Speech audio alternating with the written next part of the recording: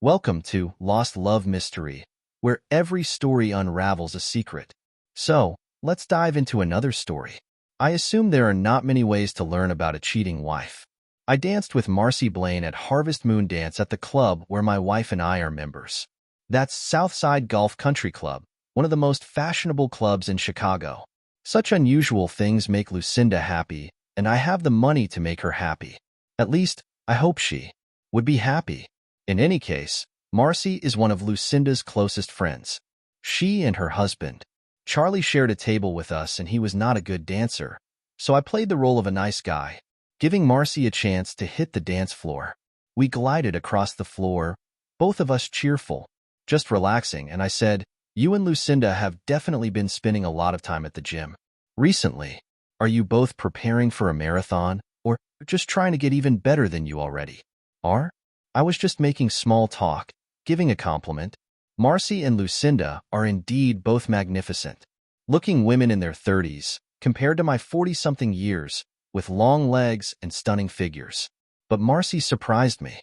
She didn't react and, without thinking, said, "God, Dave, I haven't been to the gym in weeks. I don't know why you." Then, belatedly, she must have realized she said something wrong. I think she and Lucinda concocted a story, and Marcy just forgot about it. I saw her looking at me in horror, so I pretended not to notice. I said, "Huh? Oh, sorry. Marcy, I thought you noticed Jack Yelenick at the end of the room. I haven't seen him at one of these dances in years." "So, what were you saying?" I deliberately gave Marcy a second chance, and she took it, watching me closely. "Oh, I just said that Lucinda really works hard with me. She's the only one who is determined to always stay young. I would rather relax in a sauna." She laughed, and I smiled along with her. I could see she was almost convinced she had gotten away with it, and that's exactly what I wanted her to think. Inside, of course, I felt a nauseating sensation in my stomach. If Lucinda wasn't spending several hours in the gym 2 or 3 times a week, then where had she been? I never liked the term trophy wife, but I had to admit that Lucinda fit the criteria. My first marriage, right after college, ended within a few years, and I spent the rest of my 20s and 30s in solitude, working my face off.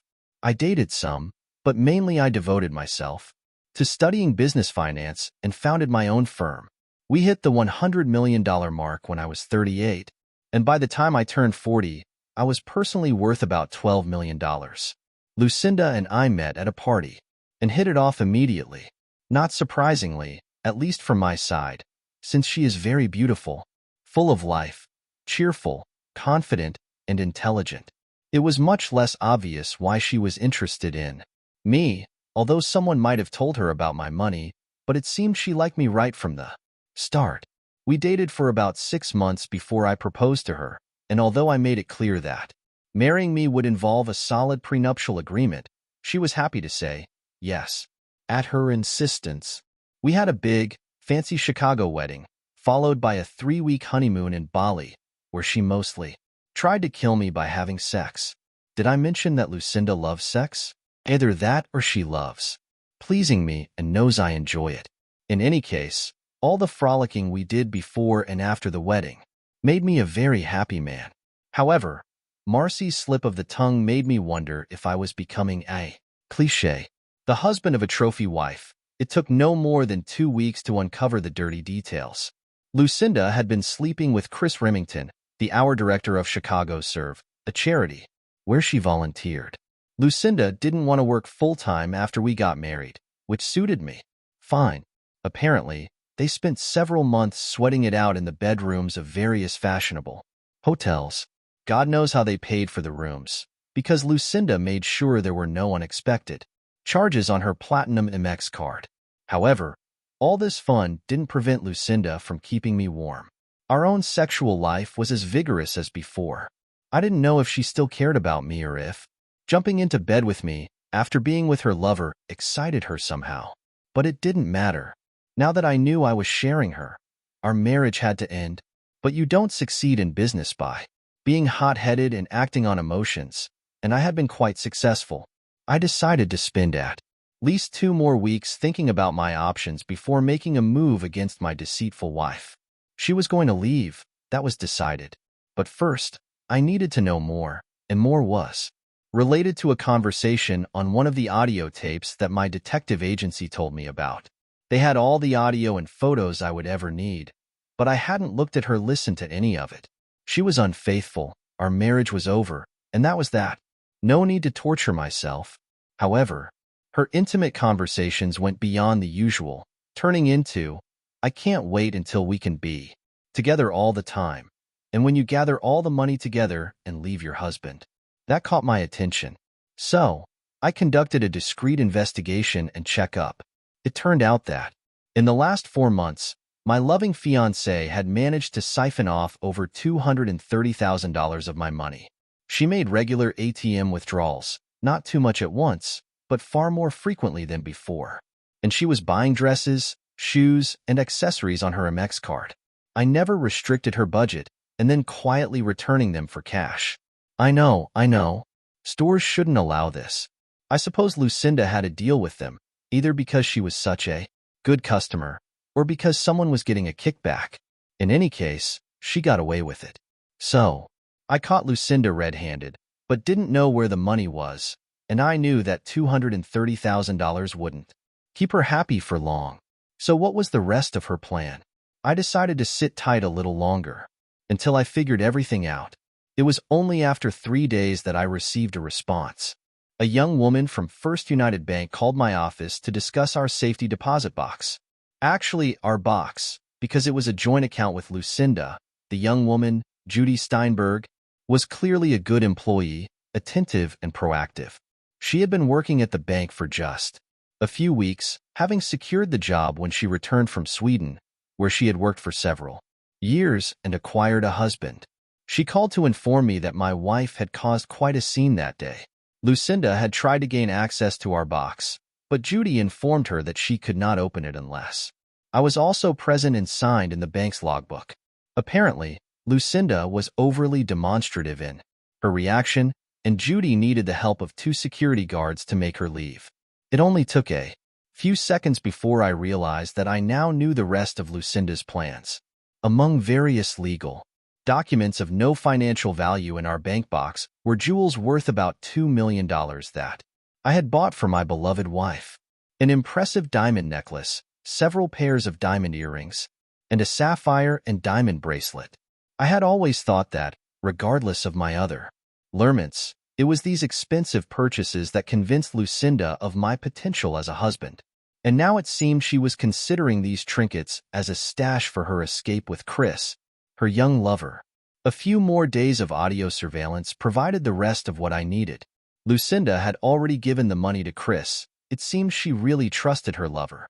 They bought plane tickets for 2 separate and carefully planned trips to Rio de Janeiro. All that was left for Chris was to impersonate me at the bank and help Lucinda extract the jewels from the safe. After that, they would be on their way. Whoever said, knowledge is power was absolutely right.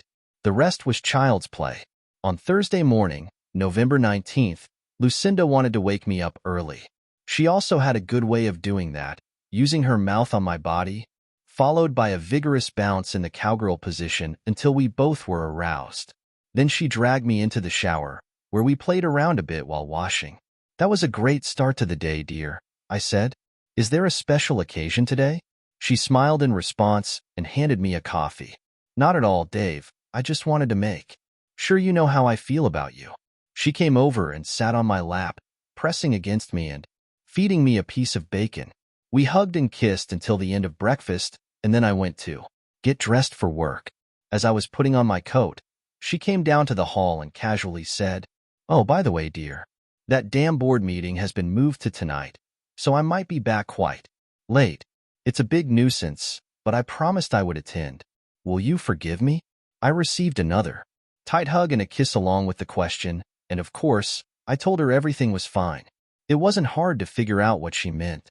She was making me not worry, giving herself a few extra hours before I would start to wonder where she had disappeared to. I smiled as I sat at my desk. Today was the day, and everything was in place. Lucinda's flight was scheduled to depart at 235 and Chris's flight, with another airline at 315.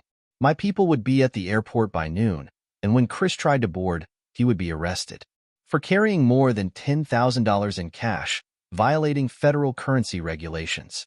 I had the evidence to show the money was mine. Well, mine and Lucinda's, and there was little doubt.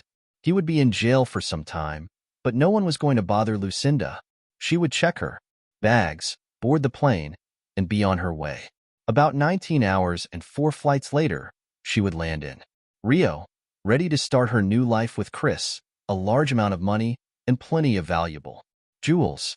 The only problem was there would be no Chris, no cash. My phone rang just after 11:30. As expected, it was Judy Steinberg. "They were here," she said. "Just as you predicted, your wife came. With someone else, a tall guy, a bit younger than her. He signed using your name, and they spent a few minutes with a safe before leaving." I smiled broadly. "Thank you, Judy. You've been a great help, and I really appreciate that you let me access my box smoothly the other day, as soon as I explained the situation." I leaned back in my chair, savoring the thought of Lucinda on the plane, holding her large purse on her lap with the jewels worth $2 million, unaware that all of it was fake, worth about $150.